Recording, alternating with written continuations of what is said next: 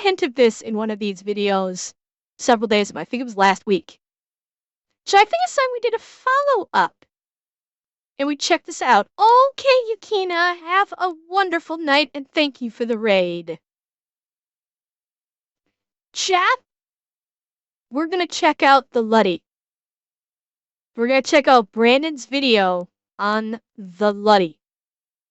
We saw a hint of this when he was talking about that 150. So, yeah.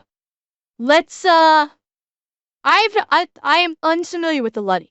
So I know nothing about it. People have been begging me to watch it, to see this. To watch this after that one Brandon video where you could see the Luddy in the background. People were saying, you've got to see the video on the Luddy.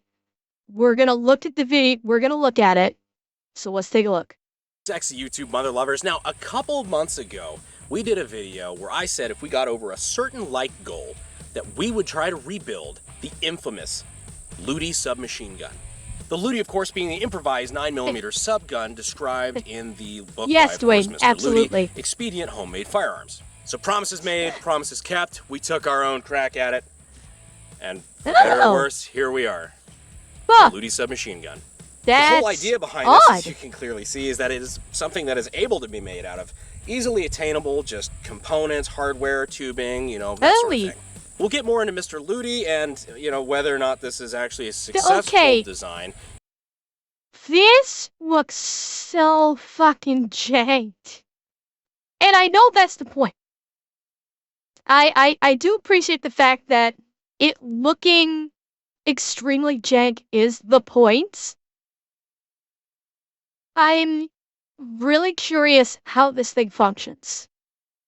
Because, yeah, it's like, look at what the charging handle is. The charging handle is a freaking screw-in anchor point. And I don't even want to think about what that mag is made out of. And for, like, I'm just looking at these parts that make up this gun, and I'm just going, is this thing going to explode when you shoot it? Let's find out. In a bit, but right now, tutti frutti, Luddy shooty. Okay. I would certainly hope so, Wolfie.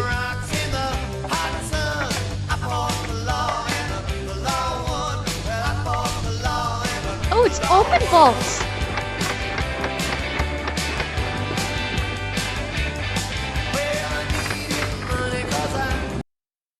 Okay, he's doing it at slow speeds. That thing, number one, I did not realize it was an open bolt firearm.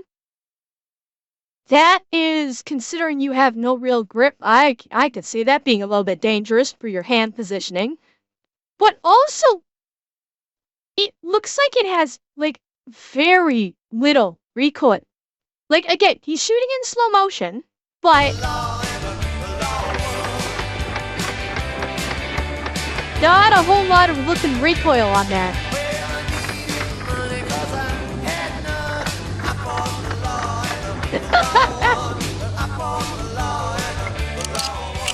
It is 9mm, yes. Damn! The OG can't stop the signal, Mal. So yeah, what we're playing with today is actually a by the book, literally by the book, there's a book, Luddy 9mm subgun. So I think it's fair to say right off the bat, it's ugly as shit. And there are lots of things on this, feature-wise, that can really tell you that it's very improvised. It's got one of the worst triggers I've ever felt in my life, and I'm an AK and Glock fanboy.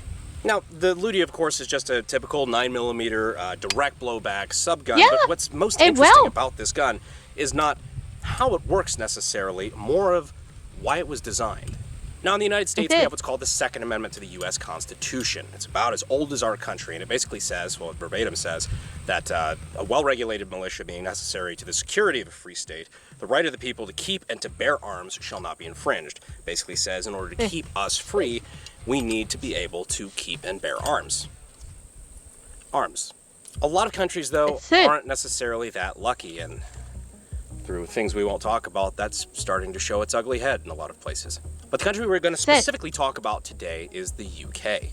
In the mid-90s, they had a pretty horrific shooting, which, of course, politicians, not letting a good crisis go to waste, immediately blamed guns and basically annihilated what was left of British gun rights, by and large. This did not really... Yeah, like, Alex, I know. We're not going down that rabbit hole again. We probably spent a half hour discussing that several months ago. We're not going down the rabbit hole again. I'm not making that mistake of completely derailing the react by discussing that. No, I don't think it. No, it does not. It does not even have iron sights. Just go to waste. Immediately blamed guns and basically annihilated what was left of British gun rights, by and large. This did not really sit well with a gentleman by the name of Philip Ludi. Yeah, that's right, Brits. You guys are responsible for this one. At least it probably works better than the L85. Ironically, the grease gun cost $15 to make at the time, and the Sten MKII cost $12 to make at the time. Well, my guess is the Sten might have... They were probably able to get, because it was a production line, they were able to probably buy in bulk, and thus the cost of the parts was probably cheaper in that respect, whereas the grease gun, if it's the one I think you're talking about, you had to source the parts differently. And so you didn't have a supplier where you get discount on bulk ordering, and that might account for the difference in the costs. All this new gun control passed as a ridiculous form of government overreach, Ludi designed this out of protest. The idea being he was setting out to prove that no matter what, no government will ever fully be able to take weapons away from their citizens, because if worse comes to worst, you can just make your own. So if you agree with Mr. Ludi that gun control is bullshit, what the? Go ahead and subscribe. All my homies think that gun control is bullshit. Chat, did the audio just go fucky for you too? The audio just kind of went distant. Okay, it's not just me. Okay. Okay, I just want to make sure it wasn't me. Okay, cool. Shit. But Ludi even went a step further. Not only did he design this, but he also released and was it Dragon? Okay. Those designs so that people will always have access to the information that he was able to put together. This didn't sit well with the British government, and there's several videos out there on the life of Mr. P.A. Ludi. Must have been and the wind, if there was ever socialist. an example of somebody being railroaded by government, this guy was it. Count Dankula has an excellent video on this. I'll go ahead and link that, but first, you gotta keep watching this video. I mean, we gotta talk about the fucking Ludi. Difference between me and Count Dankula is, I've got a Ludi. if Count Dankula has a Ludi, I hope to God he doesn't say that on the internet. For the love of God, he lives in the UK. So anyhow, I'm gonna go ahead and load up another magazine, and we're gonna talk about some of the pros and cons. Oh, was he going for that? So this, okay, Dragon. I'm loading up, clearly, is the Ludi mag. Also, completely improvised and able to be made out of generic hardware. It looks like it should be a standard capacity 30-round magazine. However, it is not, in fact, because it's actually single stack. Because I guess double stack hard, double stack scary. Single stack just means the cartridges aren't staggered, so you get lower magazine capacity. But I guess if you're already kind of I'm disappointed that he's not going to be able to really discuss how he was able to do this. And, you know, showcase if it was extremely easy to do to the degree that anyone could do it, or if, you know, you kind of need to have machining tools to do it. I know he can't because YouTube will nuke him off the face of the earth if he does it. It would have been nice if he could have, though. Anybody know if he has like an assembly video on Pepperbox for the Ludi? Yeah, I'm sure he'll talk about it, but is it? I'm curious if it was on Pepperbox, Kendrak.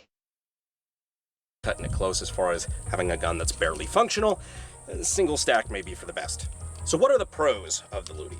Well, if you're ever trapped in a hardware store with access to electricity, drill press, and a couple of other things, you know, this is definitely something that you could make. I thought it it would, also Jameson. is perfectly capable of It's- spitting out.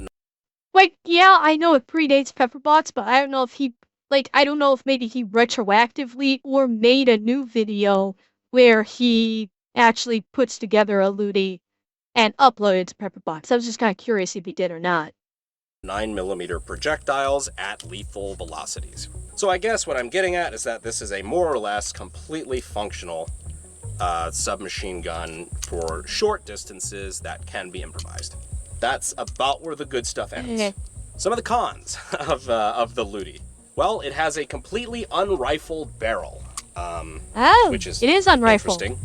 And by interesting, I mean that it's going to cap your velocity, and of course you don't get any twist on the projectile, so it's going to start tumbling pretty soon, and just completely butt fucks your accuracy. So that's not great. Another thing is you better be good Accuracy at by deburring, because volume. there are so many edges on this gun that just want to cut you to shit, because as you can Jesus. see, it is pretty crude. And like I said, this is a pretty much just entirely Yeah. by the book Ludi. So this is all supposed to be like this. A lot of interesting aesthetics. As I mentioned before, the trigger, complete dog shit. If you guys want to have a Grantham Ghost the Trigger moment with me, it's only on one side too, which is kind of interesting. What? Pulling it, like, you look at my hand shaking. Like, it's so fucking God. heavy trigger. You've got to really mean it. Jesus, Like, I had to that- actually, you can't really pull it well properly. Like, if you put the Yeah. Oh, you really have to wrap your finger through that trigger guard. Wow, that is a very stiff trigger. That would go, like, every shooting instinct I would have would be screaming at me to not do what he just did. But you have to, because the trigger is so stiff. Like, I've trained to when you pull a trigger or press a trigger, depending on which verbiage you choose to pick, is you do so with the pad of your finger. You don't wrap your finger around the trigger like you used to see in Hollywood movies. It's the pad of your finger, and you squeeze or press. It would feel so fucking weird to me to have to basically wrap my entire finger through the trigger guard over the trigger and essentially just clench it to actually depress the trigger. Possibly Flash. I mean, bearing in mind, Brandon said that they crafted this SMG strictly by the book. They did not make any This is fine. alterations. I'm okay with the events that are unfolding currently. They didn't make any alterations to the instructions in the book that tells you how to make a Luddy. So yes, I'm sure if Brandon and his boys were able to go ham with this, they could probably clean it up big time. But that was not the purpose of this little experiment. the right meat part of your index finger there, you've got to take the hook, the little crook in your index finger there, the joint, and just kind of slam it forward. So when I say it's a shit trigger, just know that I'm not being picky. Another issue I have with it is the title of the book, Expedient. When you said that, Homemade Shadows. Firearms, because building this Ludi was not expedient by any means. In fact, it took more work and man hours than the AK-50 V2 assembly did. Wow. So if you think this is something that can just be assembled in an afternoon in your garage with a Dremel and a drill press, you're out of your fucking mind. It's also worth noting a lot of the sizes of tubes and things. We built this to spec, exactly how the book said to do it. And a lot of the sizes that were mentioned, like the tubing and whatnot, they are not commonly available. Definitely not made for 2022 tubing sizes and standard measurements. And for the record, it's not about the whole imperial metric bullshit. It's just, when you give McMaster catalog a run for its fucking money, you know you're working with some weird shit. Also, the absence of stock, really any comfortable place to hold this, on top of its terrible accuracy and having absolutely no sights, makes this pretty much a very, very, very short-range weapon, or just a spray and pray, and hopefully you hit what you're going for kind of thing. Subguns like this. This is basically an apocalypse gun. That is my takeaway here. The Luddy is basically the kind of subgun that you make in the apocalypse, when you're just scrounging for parts, and you just need to put something together to defend yourself. Yeah, or, as you guys are saying, the Fallout gun. Yeah, that's what this is. It's a manual to create a gun when you do not have access to generalized firearms, but you have a shit ton of scrap. And this will tell you how to make a gun. Well, no, Roden, possibly you would.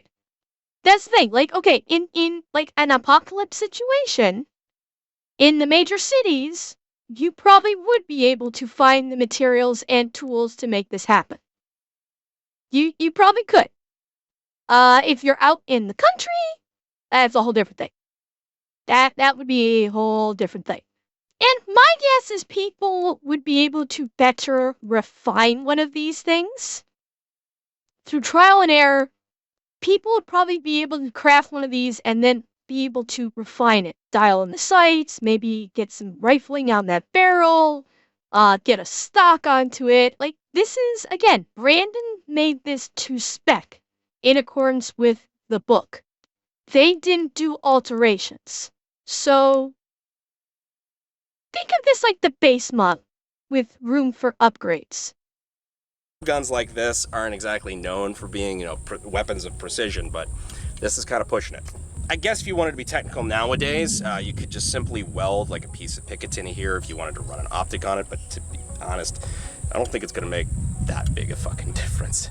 But if you got guns at home that you do actually want to put an optic on, you can always go and check out our friends at Euro Optic. Just being frank, our odds of monetization on this video are about as good as my odds of hitting something with this at 100 yards. So we'd like to thank Euro Optic for coming in and helping us out with the price of the build. They're a great company, good prices. I've actually ordered stuff from them, and with their red shipping, they ship a couple days, gets to your house. Super great for, the instant gratification generation that I completely fall into. Anyhow, be sure to give them some love for supporting something as ridiculous as this. Let's go shoot some more shit with the Ludi. Now, of course, we had to do our typical White Claw penetration test, but this time we're going to test two things with it. One, just demonstrating that even though there's no rifling, you're losing a little bit of velocity and whatnot, that this 9mm direct blowback still has enough energy to successfully punch a hole through a White Claw. I know that's not exactly a high benchmark, but it's still a good visual representation of how much energy is being imparted onto the target. We're also going to be testing if I can even fucking hit these White Claws from here. There we go. I'm probably standing about 15 feet away. We're going to give it a shot. Literally. Fighting Tyranny in 3, 2, 1. So that's something that I also wanted to bring up too, and I kind of did that on purpose. The magazine. Wait. I want to see that again. The mag literally flew out. Fighting Tyranny in 3, 2, 1. So that's something that I also wanted to bring up too, and I kind of did that on purpose. The magazine really likes to fall out randomly. Oh. We'll get back to that test in a moment. So the magazine is held in by this little thin strip here. It's kind of cool the way they do it, I'm not gonna lie. It acts as a stopper there at the base of the mag well, but it also is the bottom piece where it is retained by, and I'm not kidding, a cut bolt and a slant cut nut at the end with two washers in between a piece of spring steel. I've tried bending it in a little bit more. It just kind of works. So if you're going to be firing the Ludi, What the hell just fell? I highly suggest. What just fucking fell? Firing the Ludi, Oh, it was a spent shell casing. Yeah, that was just a shell casing. Ludi, I highly suggest that you kind of hold it by the magazine to kind of give it a little bit of help staying in place. So let's go ahead and try that again. Resuming the test in 3, 2, 1. Okay. You hit it. 1. I hit one. Good thing I have my totally not just freshly reloaded backup magazine. Okay, a little bit better that time. So yeah, if you give it a little bit of help there from the magwell grip, which I'm used to on an AK anyway, just because it just feels right, you know, guns like this. It feeds fairly well. It's just Okay.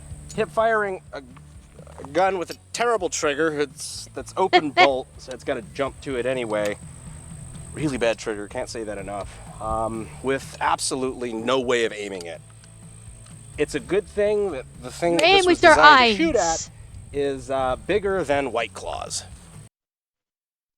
See, what Brandon is failing to realize here is you do aim the looting.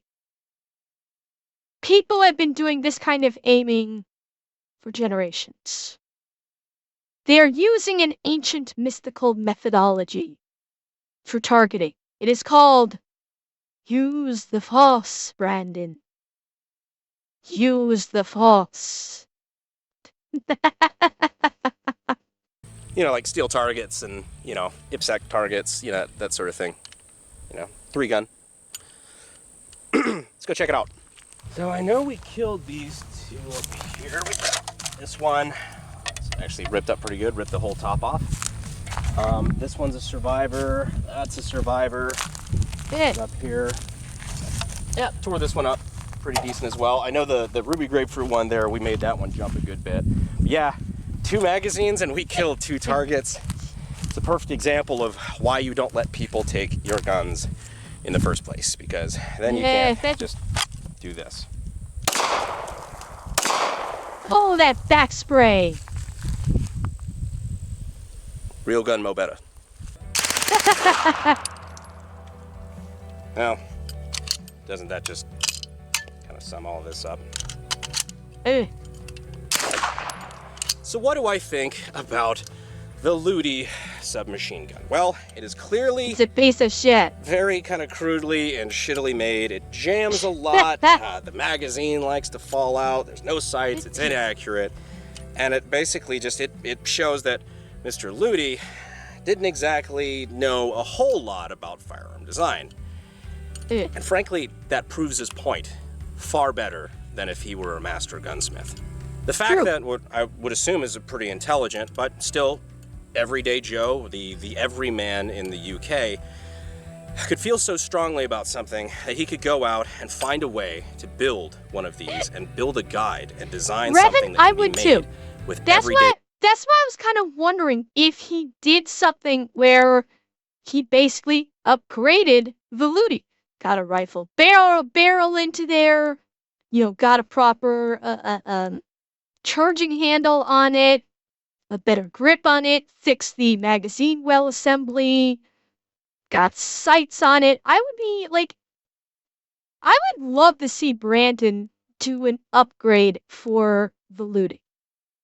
I think that would be pretty cool. Available materials without having a background in firearm engineering or anything, that speaks volumes. I'm actually kinda. It proves that as long as there are people out there willing to believe in something, willing to innovate, and refuse to give up their God-given or otherwise inalienable rights, the right of the people to keep and bear arms shall not be infringed, even if it requires an extra trip to Home Depot. Anyhow, guys, this was a really cool, fun range video for me.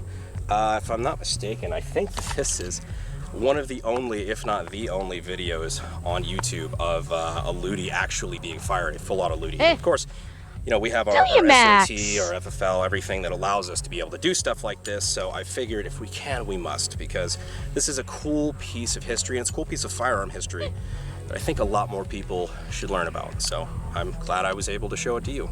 And let's face it, I promise it to you guys, and I always fulfill my promises. Kami Tommy coming soon. But anyhow, guys, I have a lot more exciting shit for you guys this month. This is going to be a really killer month. We got some good content for you, and some guns that you have definitely never fucking seen before, at least here. So be sure you don't miss out on that. Go ahead and make sure you're subscribed and you've hit that notification bell. You join the hashtag AKG Notification Squad. Thank you, as always, for staying to the end of the video, and I will see you, sexy YouTube mother lovers, next time around. Thanks. Fuel is my obsession to make the perfect weapon, like Rasputin's rise to the top.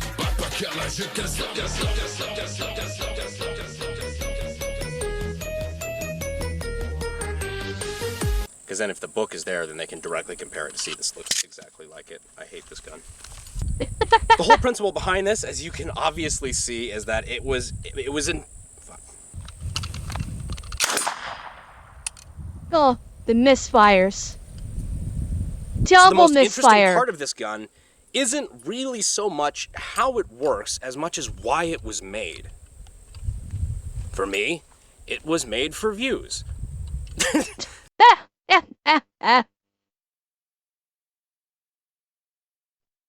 That was good.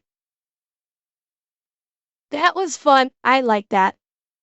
I absolutely like that.